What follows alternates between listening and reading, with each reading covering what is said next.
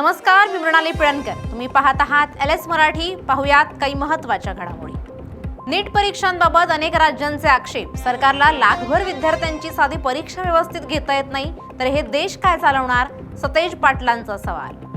रोहित पवार आणि आमच्या पक्षाचा काहीही संबंध नाही. वास्तविक रोहित पवारांनी राष्ट्रवादी पक्षाबद्दल बोलावं हे फार मोठं आश्चर्य आहे, हसन मुश्रीफांचं वक्तव्य.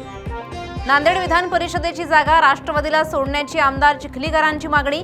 चिखलीकरांच्या मागणीमुळे युतीत धुसफूस होण्याची शक्यता.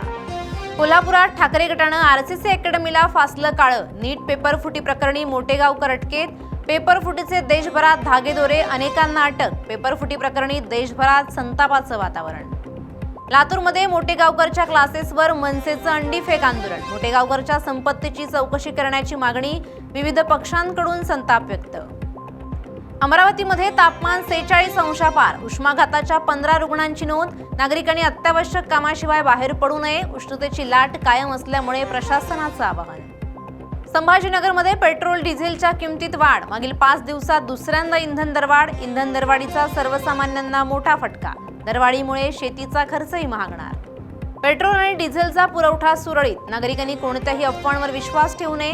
जिल्हाधिकारी योगेश कुंभेजकरांचं आवाहन.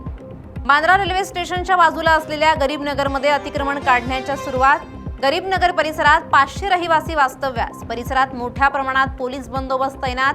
घरच्या बदल्यात घर द्या, महिलांची मागणी.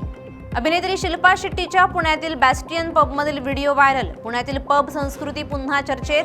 नागरिकांकडून संबंधितांवर कारवाईची मागणी. या होत्या आताच्या घडीच्या काही महत्त्वाच्या बातम्या. अशाच महत्त्वाच्या बातम्यांसाठी पाहत रहा LS मराठी.